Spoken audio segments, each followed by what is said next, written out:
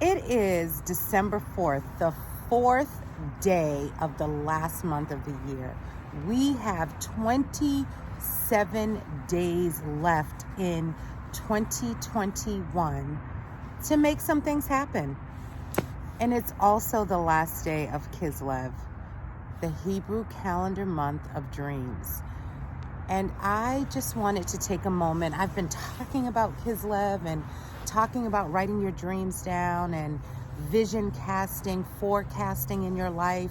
You know, a lot of times when we think of vision casting, we think of businesses, and businesses do these 5, 10, 20-year projections. They have a whole business plan. How about writing the business plan of your life? How about taking the time for you to write down the things that you want to do? But anyway, I digress. That was not why I wanted to come on today. I told you that the month of December, my guiding word is inspiration. And I am determined to inspire every person that I come in contact with. And so I'm on social media today, bringing some inspiration, and here it is. I've been talking about Kislev, the Hebrew calendar month of dreams, and I've been talking about writing out your dreams, recalling your dreams, getting to bed early so that you can enter into a full dream state. And all of that is wonderful, it's beautiful, it's great.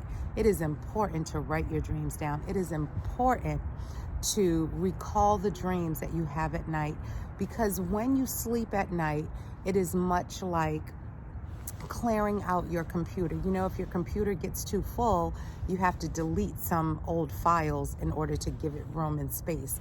That's exactly what sleep does.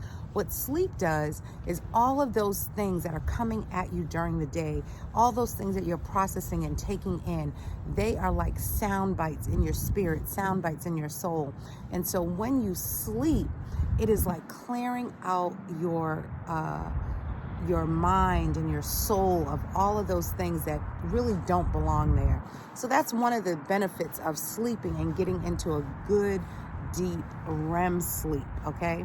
It also helps to rebuild melatonin in your body.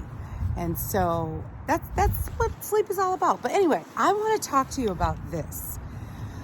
I had the most incredible, amazing day yesterday where God was answering so many of my dreams. I was almost frozen. There are so many things. It's not the appointed time to share them right now, but they were so mind-blowing. And what God said to me is, He said, Mona, you have been encouraging people to write their dreams, to tap into the month of Kislev, and that's beautiful. But what I haven't said is to sit back and think and recall all of the dreams that God has already done for you in your life. And I think that is so important because it gives you gratitude. I remember I was dealing with one of my cars, and I wasn't in the best deal, and I was so sick about it. And I wasn't even sick about it. I was angry about it because I caught it, but I was out of town, so I couldn't get back in time to. Anyway, that's neither here nor there. But I remember going to a car dealer, and I was talking to one of the salesmen, and he looked at me and he said, Mona, you're right. You're in a bad deal. He said, but at the end of the day, you have a car, and you have a nice car. He said, so, you know, you got some time before you can get out of this deal. And if you just think on those two things, it will help you. I'm telling you, I began to think, like Philippians says, think on things that are lovely, that are noteworthy, that are good, I started thinking on the fact that every time I got into my car, I just said, you have a car, and it's a nice car. Just get in this car with gratitude. Forget the things that are behind you. You can't do anything about the deal. It was a bad deal. You can't do anything. Yes, you caught it. You were out of town. There's nothing you could do. It's okay. And I just said, you know what, Lord? Vindication is yours. You will do what you need to do. And I'm telling you, once I got into an attitude of gratitude, things began to shift in my life.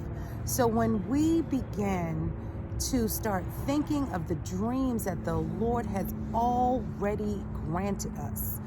I mean, I just went through my 2020 vision journal. I started going through that journal and I started to recognize how many things God had answered for me. And even one of the dreams that I had was so significant. I didn't know how it was going to happen, but what I did was I began to set my circumstances up to mimic the dream. Okay, how do you do that? Listen, you live in an apartment and you're believing God for a house. You treat that apartment like it's your house. You have a hoopty and you're believing God for a new car. You treat that car as if it is a 2022 Bentley. When you begin to live in the attitude of gratitude, things just begin to happen. So anyway, I was just perusing through my 2020 vision journal, and I showed it in one of the preceding videos. It's really thick, it's about this thick, and I'm flipping through and I start recognizing, my God, you have done so many things. I'm sitting in front of the Rise House, and we are about to turn the grounds into a winter wonderland. I'm so excited. I mean, I'm just so excited about that. I'm so excited that families will drive through. There'll be places for them to take pictures. There'll be a movie playing. I mean, I hope it can be as grand as I would like it to be, but we got to build, right?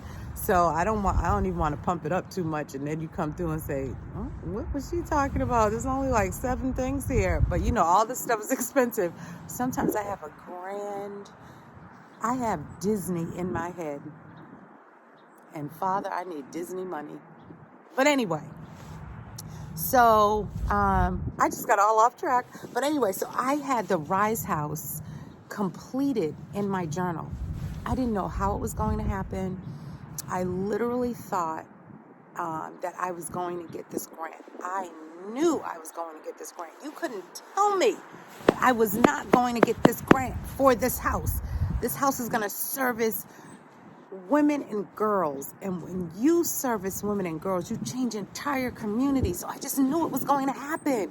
And it didn't. And I was low-key devastated. But I said, God, you told me to do this. I already have enough work to do. You put this on me, so you've got to make it happen. And when I tell you we are 85%, I mean, this place will be open in 2022. It's so unbelievable. So I started flipping through. I started flipping through my vision journal, and page after page after page after page, it was like, God, you did that. You performed that miracle. You performed this miracle. You performed this miracle. Restoration in my family. This Rise House. Just our house. I mean, just miracle after miracle after miracle. So he wanted me to implore you today, on this last day of Kislev, don't just write your dreams down.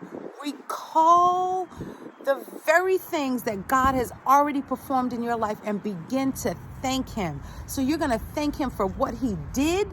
You're going to thank him for what he's doing, and you're going to thank him for what is to come. Your dreams are on the way, but you're going to reflect on the fact that he performed miracle. He has not failed us yet. New mercies every morning. I mean, this is an amazing time to be alive. I know that we have experienced so much with social justice, COVID, all of those things, but we are going to declare God's glory today. We are going to give him praise. We're going to give him thanks, and we're going to walk in a season of abundance. Go dream.